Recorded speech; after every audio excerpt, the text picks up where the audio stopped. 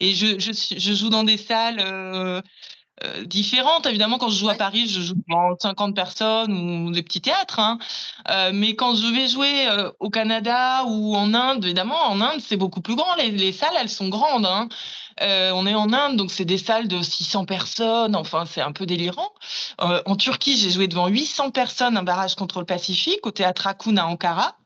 Et je peux vous jurer, Pauline, que moi, mon intérêt, c'est de sentir le public.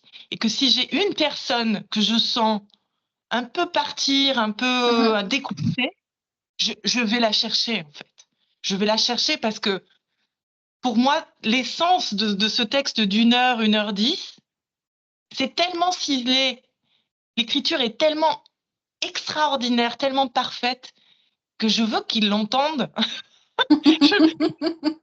La serrure s'ouvre, en fait. Parce que c'est une expérience de connaître l'œuvre de Marguerite Duras, d'être pénétré dans cette intimité-là de l'écriture que je veux pas rater, en fait. Je veux pas rater ça.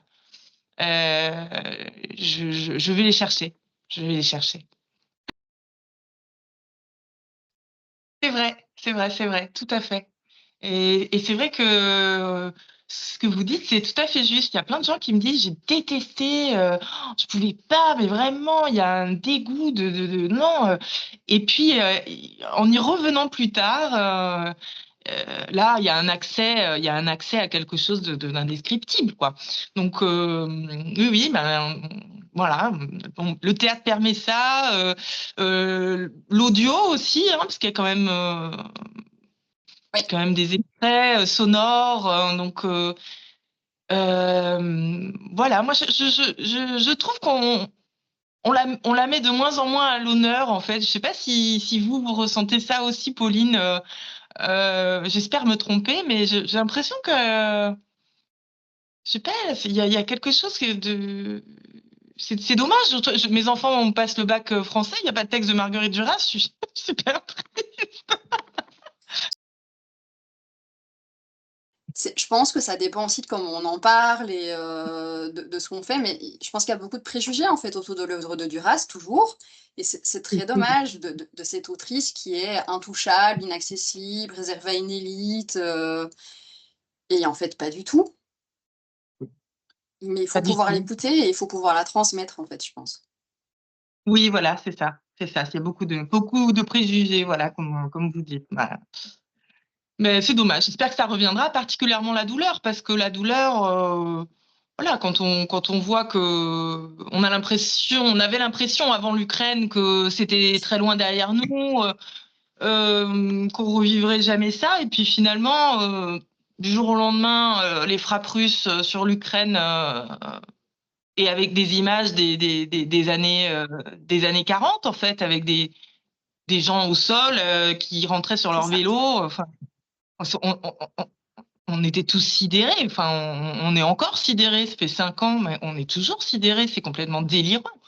Et la douleur, ça en parle tellement bien, tellement bien. Des génocides en tout genre, de la décision d'une personne, et un génocide perdure des années durant.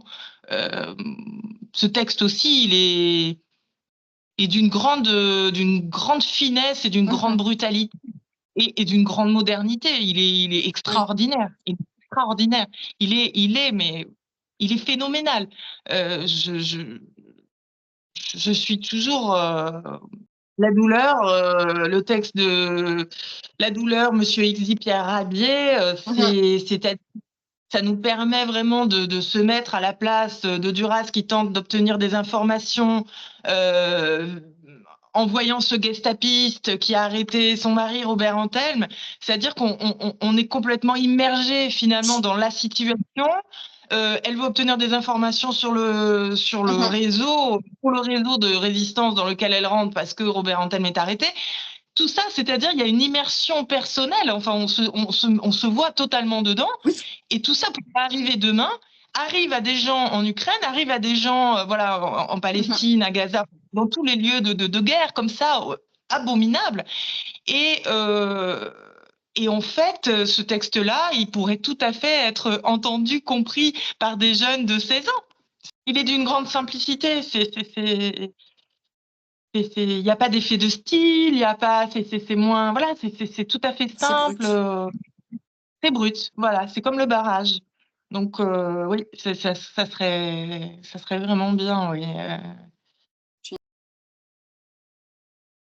Oui, alors ça fait que, alors j'étais plus proche quand j'avais 22 ans, évidemment, de mon adolescence. Donc quand je le joue pour la première fois en France et après au Vietnam et au Cambodge.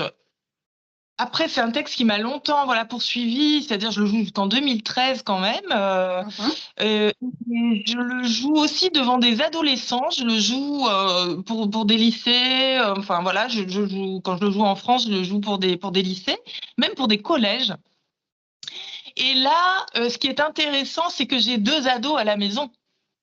Et que donc, le côté effronté, brut de Suzanne, je le retrouve dans mes ados, c'est-à-dire je retrouve cette énergie-là de l'adolescence, on envoie des scuds et on a peur de rien et on est tout feu tout flamme.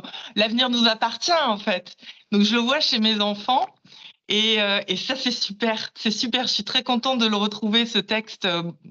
Bon voilà, j'en ai parlé. Je Mhm. l'adore et je veux le transmettre. Mais en même temps, je vais chercher chez eux aussi cette adolescence-là brute que je vois et qu'ils me transmettent, donc qu'ils me renvoient de maman. Je vais m'en servir pour le jouer, oui, pour le jouer au Canada, dans toutes ces villes incroyables que je vais parcourir d'ici 3 semaines. Je suis très heureuse de retrouver ce texte, vraiment. Je, J'en suis amoureuse, hein. J'en suis amoureuse. Je voudrais je voudrais le même faire peut-être l'étayer encore un peu plus, mais c'est les bords de scène finalement qui m'aident à étayer un peu plus ce texte. Et l'important, c'est surtout de, comme je disais tout à l'heure, de donner envie de lire le pavé quand même que c'est. Hein. Il y a 380 pages. C'est surtout ça qui compte parce que moi, je suis pas pour faire des spectacles d'1 heure et demie, 2 heures, surtout, enfin, avec un seul en scène. Voilà, ça, je trouve que c'est finalement contre-productif Mhm. dans, dans mon travail sur ces textes d'adaptation et de mise en scène pour des seuls en scène, puisque finalement, je ne fais que des seuls en scène, avec un entourage sonore, qui m'accompagne, mais ça serait contre-productif de faire 1 heure et demie de texte parce que c'est tellement intense quand même tous Ouais. ces textes-là qu'il faudrait pas faire créer une overdose, quoi. Exactement, oui, oui, il faut pouvoir se remettre de tous ces textes. Et je voulais vous dire aussi une chose qui est hyper intéressante, c'est-à-dire que ces textes-là, parce que tout à l'heure, vous me disiez sur ce texte de la douleur traduit en arménien que vous avez entendu sans connaître la langue, mais qui vous a touché, qui est arrivé jusqu'à vous. C'est-à-dire que j'avais discuté avec une Duracienne pour les rencontres Marguerite Duras qui se tenaient à Trouville chaque année et qui travaillait sur un ouvrage d'apprentissage du français langues étrangères, Mhm. donc du FLE, donc la façon Ouais, d'apprendre ouais. le français de l'Alliance française et l'Institut français, comme vous savez. Et, et elle me disait, je travaille sur ce recueil de textes de Marguerite Duras, parce que Marguerite Duras, son écriture est exactement faite pour l'apprentissage du français. C'est-à-dire que cette musicalité-là d'écriture et cette simplicité du verbe avec des répétitions, une sorte de ressassement comme ça, Ouais.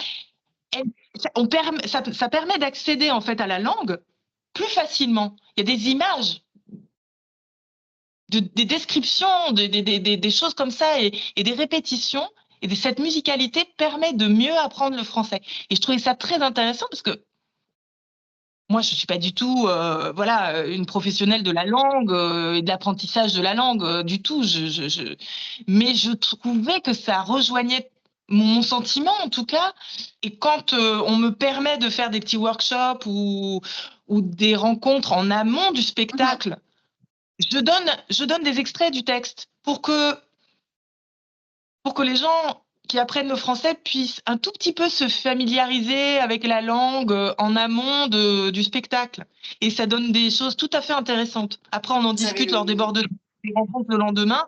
Et en fait, je m'aperçois qu'ils ont été touchés par tel passage qui décrit, par exemple, les grandes palmes bleues quand Anne-Marie Streeter part dans les îles avec Michael Richardson, par exemple. Enfin, ça me vient comme ça, mais euh, la description finalement du décor qui les entoure, vous voyez, en Inde ou au Vietnam, c'est-à-dire cette végétation luxuriante et presque trop immense, enfin, Oui, comme la taille des blattes, comme la taille des la taille des feuilles de bananier, c'est extraordinaire. tout est énorme Et, hein, dans et cette. voilà, tout est énorme et cette description-là, elle est très importante aussi dans le décor du barrage, de l'amant, de vice-consul. Et elle peut permettre l'accès à ces textes aussi, ces descriptions-là visuelles. Alors, les projets futurs, là, c'est surtout la tournée au Canada parce que c'est énorme, c'est énorme. Donc, d'être très présente pour le public, d'être très présente au texte de Duras et de la transmettre le mieux possible. Donc ça, c'est vraiment pour moi éminemment important. Euh, et puis après, on verra. J'ai pas encore de tournée prévue ni de représentation prévue. Mhm. Cette tournée canadienne, mais bon, comme c'est déjà un gros dossier. Mais après, pour la suite, continuer, j'espère, à faire vivre ces textes et continuer de l'adapter. Alors, j'ai adapté déjà pas mal de ces textes, mais j'avais fait une lecture du ravissement de Lolvestein et Mhm. voilà, ça serait encore un des grands piliers à adapter et à donner à voir sur scène. Après, voilà, le barrage, le Ouais. vice-consul, India son nom de Venise, l'amant de la Chine du Nord. Moi, j'ai adapté aussi l'été 80. J'ai fait tout un montage de texte aussi autour du personnage d'Anne-Marie Streeter, ce personnage vénitien que j'avais joué à Venise, que j'avais joué aussi en France. Le Cambodge de Marguerite Duras, donc qui allie plusieurs textes. Enfin, voilà, il y a eu plusieurs textes comme ça. De la musique jetée au travers de la mer aussi, ça c'était une adaptation que j'avais fait avec Alain Vircondelet pour les rencontres de Marguerite Duras. Donc, continuer.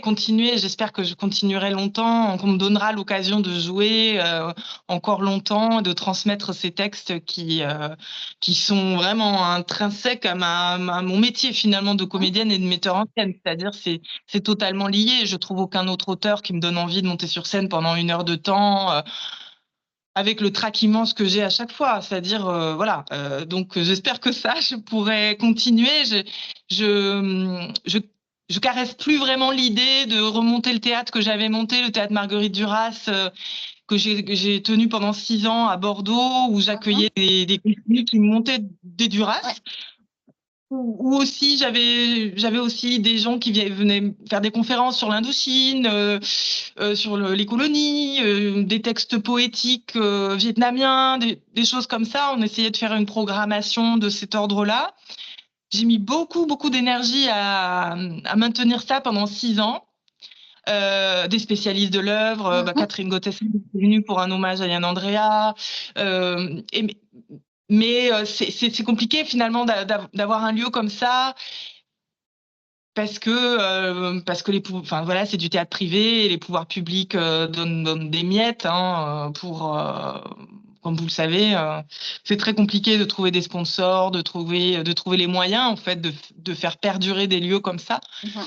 Et donc je pense que ça fait partie du passé, mais je suis heureuse d'avoir essayé de créer un espace où les gens qui adaptent Duras pour la scène sont venus, venant de Bourgogne, de Paris, d'Alsace, de partout en fait, et d'avoir pu échanger sur cette œuvre-là, sur son importance.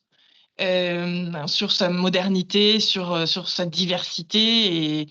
Et voilà, peut-être que d'autres le feront après moi. C'est vrai, hein. Non, c'est très fort, hein. C'est très fort. C'est très fort.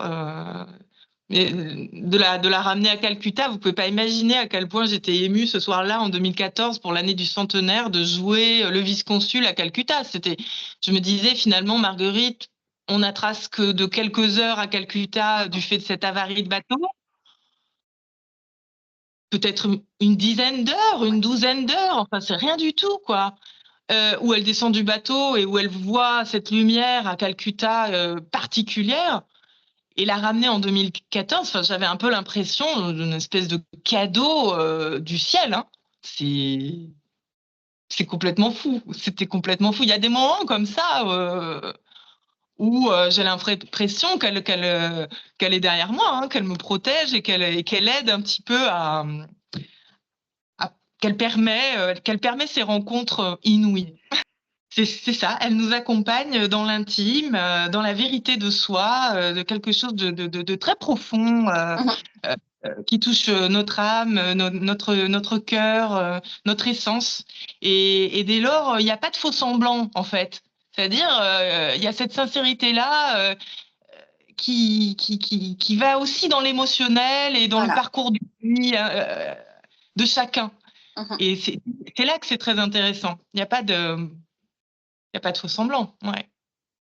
On peut pas se permettre de mentir ou d'être en surface, en fait, avec elle.